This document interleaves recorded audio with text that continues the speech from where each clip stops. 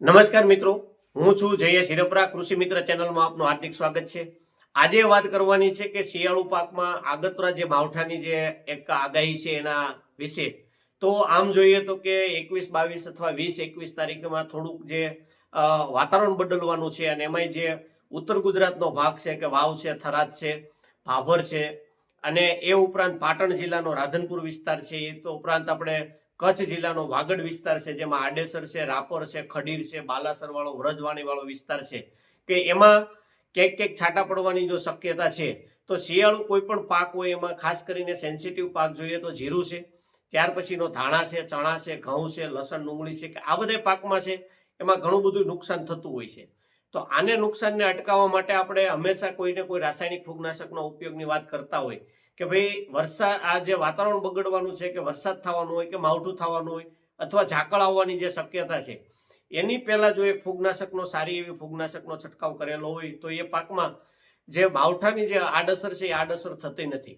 હવે એમાં કઈ ફૂગનાશકનો છંટકાવ કરવો, તો કે કોઈ પણ ફૂગનાશક જે છે કોન્ટેક્ટ, મેજોરિટી અને સિસ્ટેમિકનું કોમ્બિનેશન આવે છે એવી ફૂગનાશકનો છંટકાવ કરી શકીએ.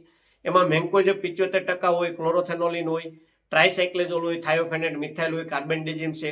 ત્યાર પછી સ્ટ્રોબિન ગ્રુપની ફૂગનાશક આવે છે, એઝોક્સ્ટ્રોબિન છે, પાયરિક્લોસ્ટ્રોબિન છે, કે ઝોલ ગ્રુપની કોઈ પણ ફૂગનાશક છે. આમાંથી કોઈ પણ સારા કોમ્બિનેશન વાળી ફૂગનાશક અથવા બે અલગ અલગ કોઈ પણ એક કોન્ટેક્ટ અને સિસ્ટેમિક ફૂગનાશક લઈ અને છંટકાવ કરવામાં આવે તો આપણને એમાં રાહત મળે છે. અત્યારે હવે છેલ્લા ઘણા દિવસથી જોઈએ છીએ તો જે 60-65 દિવસના જીરાય થયા તો એમાં અત્યારે કાળી ચરમીનો પ્રોબ્લેમ છે. ચણા જે અત્યારે 60-65 દિવસના થયા તો એમાં એસ્કોસાઇટા બ્લાઇટ નામનો પ્રોબ્લેમ છે, કે જેનાથી પાન સફેદ જેવા થઈ જાય છે, પોપટા ઉપર ડાઘા પડે છે. તો આ બધાનું જો આગોતરું નિયંત્રણ ફૂગનાશક આપી અને કરવામાં ના આવે તો એમાં આપણને ઘણું બધું આર્થિક નુકસાન જતું હોય છે. તો એના માટે ખાસ આપણે જે વાત કરીએ છીએ કે મેન્કોજેબ પ્લસ મેટાલેક્ઝિલ છે, એના અક્ષીર અને સારા એવા પરિણામ મળતા હોય છે. ત્યાર પછી એઝોક્સ્ટ્રોબિન અને ક્લોરોથેનોલિન, એઝોક્સ્ટ્રોબિન અને ડાયફેકોનાઝોલના પણ રિઝલ્ટ સારા મળે છે. પિકોક્સ્ટ્રોબિન પ્લસ ટ્રાયસાઇક્લેઝોલના પણ પરિણામ સારા મળે છે. આમાંથી જે કોઈ ફૂગનાશક અનુકૂળ આવે, એ વાતાવરણ બદલવાનું હોય એની પહેલા આપણે એનો છંટકાવ કરીએ તો એ ફાયદો થાય છે. બીજું, હવે જો 15 તારીખ પહેલા પિયત આપણે આપી દીધેલું હોય તો કઈ વાંધો નથી. જો હવે 16-17માં પિયત આપવાના હોય તો આપણે આ 21, 20, 21 અથવા 22 તારીખ 2-3 દિવસનો માહોલ જે છે એને જવા દઈ અને પછી જો પિયત આપવામાં આવે તો આપણને નુકસાન થાય નહીં. નહીતર આમાં અમુક પાકમાં એવું થાય છે કે નીચે પણ ભેજ ફૂલ હોય, ઉપર પણ ઝાકળ હોય, ઉપરથી ભેજ વધારે થાય. તો આ બધી જે એરિયલ ફંગસ જે કહેવાય, અલ્ટરનેરિયા બ્લાઇટ છે, ત્યાર પછી ફાઇટોપ્થોરા બ્લાઇટ છે, એસ્કોસાઇટા બ્લાઇટ છે, કે જે હવા દ્વારા ફેલાતી ફૂગ છે, ત્યાર પછી કોલેટ્રોટ્રાઇકમ એન્થ્રેક્નોસ છે, આ બધાનો ઉપદ્રવ સતત વધતો જાય છે. અને પાક જ્યારે ફળ કે દાણા બંધાઈ જાય ત્યારે પરિસ્થિતિ એવી થાય છે કે 2-3 પ્રકારની ફૂગનું જે કોમ્બિનેશન લાગે છે, અને સેકન્ડરી ઇન્ફેક્શન, ત્યાર પછી બેક્ટેરિયલ ઇન્ફેક્શન પણ લાગતું હોય છે, કે જે ગેગરિંગ થતું હોય એ બધું.